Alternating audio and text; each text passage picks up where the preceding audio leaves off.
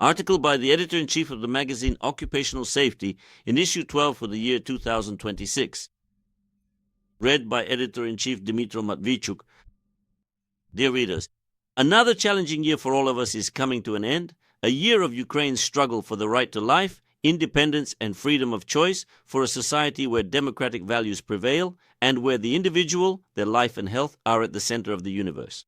This is the ideal that without a doubt most Ukrainians strive for. At the same time, this cherished ideal is being fought for not only on the front lines, in open warfare, and in the rear by the work of anti-corruption agencies. Each of us fights for it every day at our own workplace, in every sphere of activity in Ukraine. We have become perfectionists, and the lack of visible results, no matter where it occurs, provokes a strong public reaction and dissatisfaction. Month after month, with your help, the magazine meticulously and thoroughly monitors everything related to occupational safety in Ukraine. We shed light on all the problems because in the open they are clearly visible and something can be changed. One such problem has long been recognized by social institutions.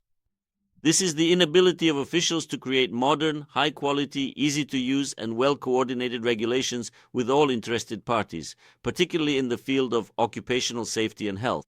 A vivid example of this is the pro-European draft law on occupational safety and health, which has been disgracefully stalled, so to speak, in the corridors of power. And it is obvious that we will enter the new year riding the same old legislative cart, so to speak, although it seems more than enough effort was made to be moving forward in a modern car. And here's another example that has caused anxiety and confusion among employers. For the occupational safety engineer, the new procedure for organizing and conducting mandatory medical examinations for certain categories of employees came out of nowhere, like a bolt from the blue. It's hard to understand the logic of the creators of this document, because every year by December 1st, employers were already supposed to have identified the categories of such employees and then coordinated the relevant lists with the State Labor Service. In other words, specialists did not have time to study and thoroughly analyze the new regulatory act, which governs a very important area of occupational safety. Moreover, and this has already become the norm in lawmaking, this document was not supported by the trade unions, which are primarily meant to protect workers' rights, including the right to healthy working conditions. This further confirms that the new, supposedly integrative document, which was intended to introduce ongoing monitoring of workers' health, falls short of its goal.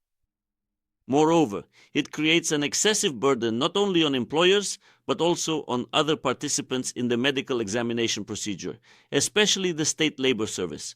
Read the article by Anatoly Sivruk, The State Labor Service and Mandatory Medical Examinations. Powers Without Grounds. Page 50 of the journal. And also on healthcare institutions, which for the first time have been so deeply involved in this process and are neither methodologically nor organizationally prepared for it, and how many completely illogical and contradictory requirements are there in this document to which specialists cannot provide answers. It is probably for this reason that neither the Ministry of Health nor the State Labor Service responded to the invitation to participate in the open webinar, for which, attention, about 1,000 occupational safety specialists registered, and to answer questions and provide substantive clarifications. It's hard to explain this. So when it comes to the function of government bodies to conduct informational work with society, to engage in social dialogue, and to build trust, there is really nothing to talk about. We talk about this a lot, but we don't see any progress.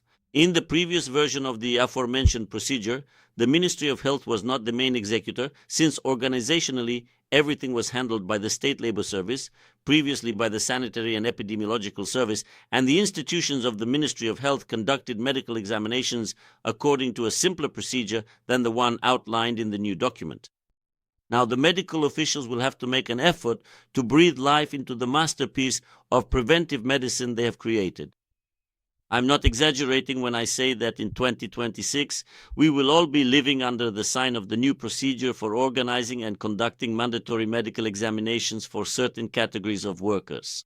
We will study, discuss, refine, and amend it, as always. Unless, of course, the lawmakers surprise us with something new again. And the journal will keep its finger on the pulse of all these events. Stay with us in the new year, 2026. Editor-in-Chief Dmytro Matvichuk,